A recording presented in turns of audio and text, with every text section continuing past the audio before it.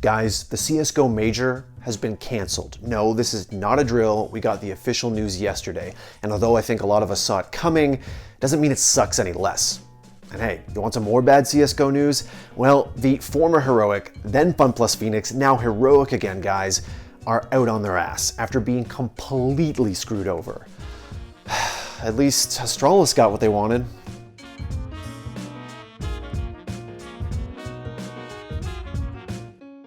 Alright guys, you may have noticed things look a little different around here. And that's because, like everyone else at theScore Esports, I'm working from home to stop the spread of COVID-19. But rest assured, all the great content you're used to seeing won't be slowing down. Not even a little bit. Now let's get back to talking about the Major, because as most of you know by now, there won't be one in May. The Rio 2020 CSGO Major will instead be taking place in November, and it will be the only one of this year. And while ESL's official statement on the matter categorizes this as a rescheduling, the fact is we're only getting one major this year, which means one is canceled. Whether you want to say it's the first or the second major of the year that's getting canceled, well, we're talking about 6 of one and half a dozen of the other. Same shit. And this is just the latest in a string of postponements and cancellations in esports due to coronavirus. ESL Pro League Season 11 and Flashpoint have been forced to go online, and outside of CSGO, League of Legends and Overwatch have been even more adversely affected. Now, as far as the actual decision to scrap the major goes, honestly, it was the only possibility. I don't know what it's like where you guys are, but in most of the world, things are on complete and total lockdown, and large-scale social gatherings are a big no-no.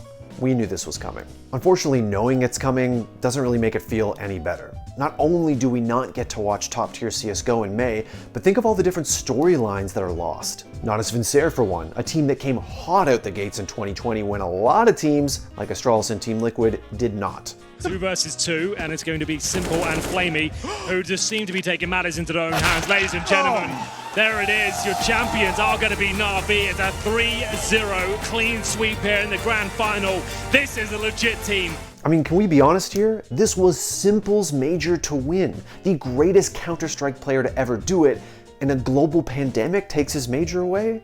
Come on, man. And look, I know I'm talking about it like he already won it, and with a major you never know, but still, I just feel bad for the guy. Now, while axing the first major of the year is a bummer, there is a silver lining here. The November major will be the only one of this year, and it will have a doubled prize pool of $2 million. That's the biggest ever for a major. Look, I'm not saying we're the international just yet, but this might be an opportune time to test how the CSGO audience reacts to one single yearly major event that means everything and has a huge prize pool. A lot of other esports do revolve around one mega competition that means everything in a calendar year, and we've talked a lot in the office about whether or not that would work for CS. I know, for example, Dimitri, one of the theScore Esports resident Dota heads, thinks that Valve should implement this system not just in Dota, but in CS as well. Now, I like the 2 major system, however, I gotta admit, if they start doing compendium battle pass crowdfunding stuff and we get a $30 million major, hey, I'm in. Now, this wasn't the only eye-popping piece of CSGO news recently either. We learned that FunPlus Phoenix, the org that is currently the world champion in League of Legends, pulled out of CSGO in the most facepalm-inducing way humanly possible. See, it all started about 2 weeks ago when the Chinese org apparently bought the Danish roster off of Heroic and entered Flashpoint. And by the way, they joined Flashpoint as a partner team, which means they paid or would have to pay $2 million to get into the league. Then we learned that Astralis had done a deal for Esatag, one of the FunPlus Phoenix guys, except that the deal was with Heroic, which means that Esatag was former Heroic, then FunPlus Phoenix, then Heroic, and now future Astralis. Anyways, apparently the deal between FPX and Heroic wasn't even done yet, despite the fact that they had played games under the FPX banner in Flashpoint. And the Astralis Esatag deal, well, that basically killed the whole thing. That's according to the folks at HLTV and McNeil. And that was the end of FunPlus Phoenix and CSGO. They have since deleted every reference to that team and to CSGO on their social media, ending 2 weeks of glorious history in the world's top FPS esport. Oh, okay. But here's the shitty part. The players are now completely screwed. Heroic had a deal to play in ESL Pro League. They gave that up to play in Flashpoint. Now the players can't do either. It sucks, and if you watch the video Colten posted on it, well, you can see how gutted he really is.